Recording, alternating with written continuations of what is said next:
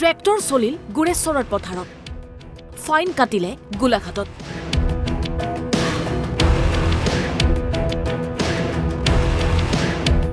পৰিবহন বিভাগৰ নাভুত নাছৰুট কাণ্ড আৰু এইখন চৰকাৰ এই অসম চৰকাৰৰ এই পুলিচ প্ৰশাসনৰ যে বা পুলিচ প্ৰশাসনৰ পুলিচে হওক বা পৰিবহন বিভাগে হওক এইবিলাকৰ যিটো এটা গাফিলতি মানে তেওঁলোকে আমাক এই মানে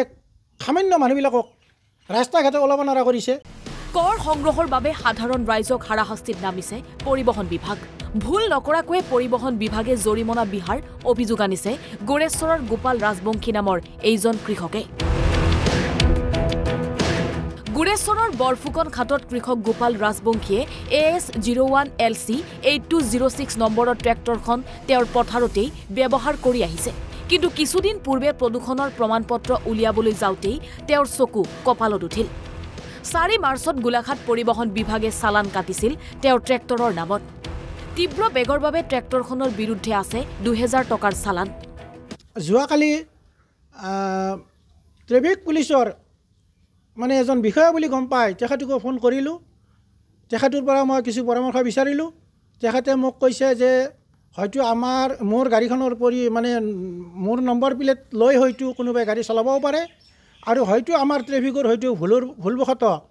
কিবা নম্বৰ ভুলেও হ'ব পাৰে গতিকে তেখেতে কৈছে আৰু যে আমাৰ ভুলৰ কাৰণেও হয়তো হৈ যাব পাৰে কিন্তু আপুনি অলপ আগতীয়াকৈ জনাব লাগিছিল কিন্তু মই আগতীয়াকৈ জনাব নোৱাৰাৰ কাৰণ মোৰ গাড়ীৰ কাগজ পুৰা ওকে আছে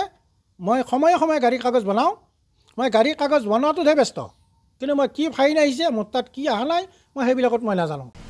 কেতিয়াও ট্ৰেক্টৰলৈ গুৰেশ্বৰৰ বাহিৰলৈ নোযোৱা গোপাল ৰাজবংশীয়ে সিদ্ধান্ত লৈছে পৰিবহন বিভাগৰ এনে দায়িত্বহীন কাণ্ডৰ বিৰুদ্ধে তেওঁ আইনৰ কাষ চাপিব এইটো যদি সুব্যৱস্থা নকৰে পৰিবহন বিভাগে বা আসাম পুলিচে মই কিন্তু বেলেগ চিন্তা কৰিম মই আইনৰ সহায় লোৱাৰ কাৰণে মই চিন্তা কৰিম আৰু মই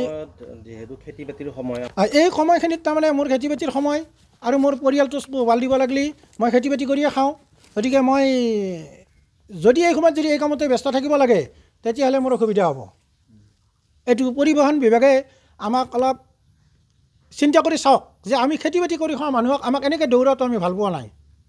আৰু 2000 টকা ফাইনখিনি মোৰ ডাঙৰ বস্তু নহয় কিন্তু মোৰ হঠাৎ যদি মোৰ কালি যদি 40,000 টকা আহে মই ক'ৰ পৰা দিম আৰু যদি কিবা কাৰণত মোৰ গাড়ীখনে মানুহ মাৰিছে বুলি কৈ পেলাই যদি মোক যদি উঠাই লৈ যায় মোৰ পৰিয়ালটোৰ কি হ'ব গুৰেশ্বৰৰ পৰা দীপাংকৰ দাসৰ ৰিপৰ্ট NB নিউজ